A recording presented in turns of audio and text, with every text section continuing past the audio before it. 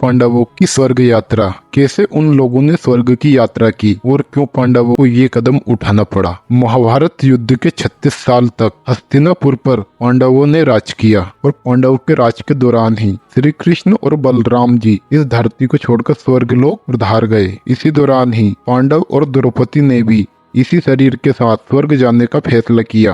पांचों पांडव और द्रौपदी परीक्षित को हस्तिनापुर का राजा बनाकर हिमालय की ओर प्रस्थान कर लिया, मगर इस शरीर के साथ युधिष्ठिर ही स्वर्ग पहुंच पाए। और पांडव जब स्वर्ग पहुंचे तो उन्हें दुर्योधन पहले से ही वहां मिला। मगर अब सवाल ये आता है, पांडवों ने तो हमेशा ही धर्म का रास्ता चुना, मगर उन्हें क्यों स्वर्ग नसीब नहीं हुआ और पांडव में से ही युधिष्ठिर को ही क्यों स्वर्ग नसीब हुआ। तो चलो जानते हैं। उससे पहले चैनल पर नया हो तो प्लीज वीडियो को लाइक और चैनल को सब्सक्राइब जरूर करना। 18 दिनों तक चला महाभारत युद्ध दुर्योधन की मौत के बाद समाप्त हो गया। यह युद्ध इतिहास के सबसे बड़े युद्ध में गिना जाता है। अपने 100 पुत्रों की मृत्यु के बाद धृष्टराज और गांधारी को राजमहल के शान और शौकत रास नहीं आए। उन्हें राजमहल में अकेलापन महसूस होने लगा और उन्होंने राजमहल को छोड़ दिया और जंगल में जाकर निवास करने लगे। और इधर श्री कृष्ण का यादव वंश भी आपस में लड़कर समाप्त हो गया। और इस सब के बाद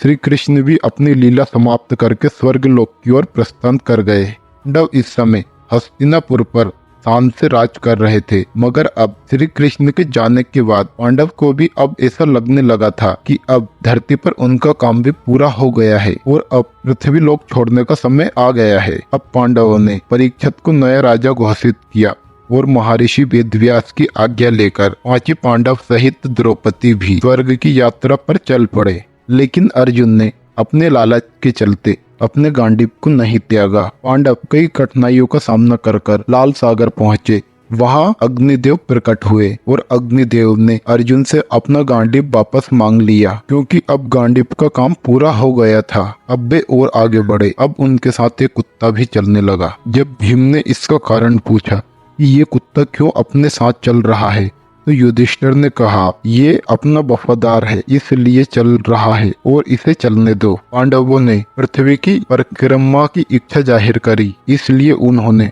उत्तर दिशा की ओर चलने का फैसला लिया और वहां केदारनाथ पहुँचे। वहां पहुंचकर पांडवों को भगवान शिव ने दर्शन दिए और स्वर्ग का रास्ता बताया। पांडव आगे बढ़ते चले गए और उन्हें रास्ते में एक रेत का समुद्र मिला, जिसे भी पार कर सुमेरु पर्वत पहुँचे और सुमेरु पर्वत के दर्शन किए और आगे बढ़ते चले गए। और अब वह बद्रीनाथ पहुंच गए थे। बद्रीनाथ पहुंचकर सरस्वती नदी को पार करने में द्रौपदी को कठिनाई हो रही थी, तो भीम ने एक चट्टान को नदी के बीचों बीच डाल दी। इसे सरस्वती नदी को पार किया और कहा जाता है कि माना गांव में आज भी वह चट्टान मौजूद है, जिसे भीम पुल के नाम से जाना जाता है। लेकिन थोड़ी दूर चलकर ही द्रौपदी लड़खड़ाकर जमीन पर गिर गई और बर्फ में समा गई। इसे देखकर भीम ने युधिष्ठिर से पूछा, ऐसा क्यों हुआ। तो युधिष्ठिर ने कहा, द्रौपदी पांचों पांडव में से सिर्फ अर्जुन से ही ज्यादा प्रेम करती थी, मगर वह आगे बढ़ते रहे। मगर थोड़ी दूर बाद ही सहदेव भी गिर जाता है। फिर भीम ने युधिष्ठिर से पूछा। उन्होंने कहा, सहदेव को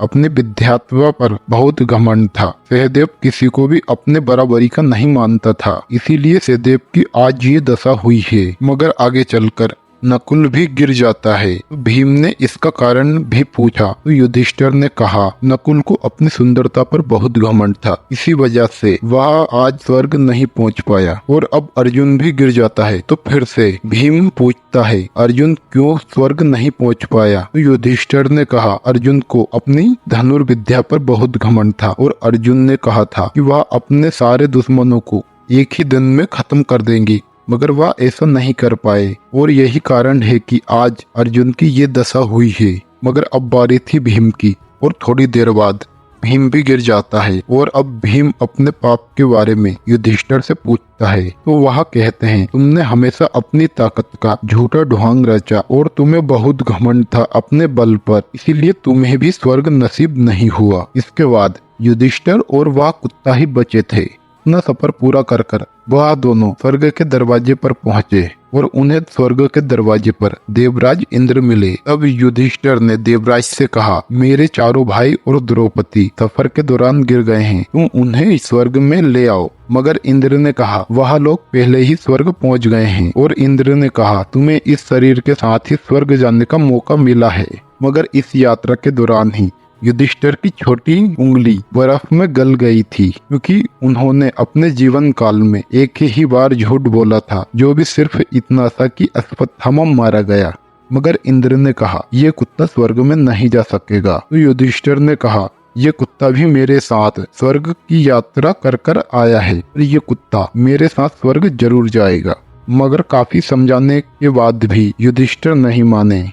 कुत्ते के रूप में यमराज अपने असली रूप में प्रकट हुए। जिस कुत्ते को पूरे रास्ते अपना वफादार समझ रहे थे, वह यमराज थे। और युधिष्ठिर की सच्चाई को देखकर यमराज प्रसन्न हुए और उन्हें वरदान देकर वहां से चले गए। इसके बाद इंद्र और युधिष्ठिर रथ में बैठकर स्वर्ग की ओर चल पड़े। युधिष्ठिर जब स्वर्ग पहुंचे तो उन्हें आश्चर्य हुआ, क्योंकि दुर्योधन पहले से ही वहां बैठा हुआ था। तो युधिष्ठिर ने इसका कारण पूछा तो इंद्र ने कहा, भले ही दुर्योधन ने अपने जीवन में कई पाप किए हो और अधर्म किए हो, मगर अपने अंत समय में जब पता था अब हार निश्चित है, मगर तब भी अर्जुन और भीम जैसे योद्धाओं से युद्ध किया। इस बहादुरी की वजह से उसे आज स्वर्ग मिला है। वैसे तो महाभारत के हर योद्धाओं को स्वर्ग नसीब हुआ है, क्योंकि उन्होंने साक्षात भगवान श्री हरि के दर्शन किए हैं। इस कारण उन सब लोगों को ही स्वर्ग मिला है। आशा करूंगा हमारी वीडियो आपको पसंद आई होगी। प्लीज वीडियो को लाइक और चैनल को सब्सक्राइब जरूर करना। आज की वीडियो में इतना ही।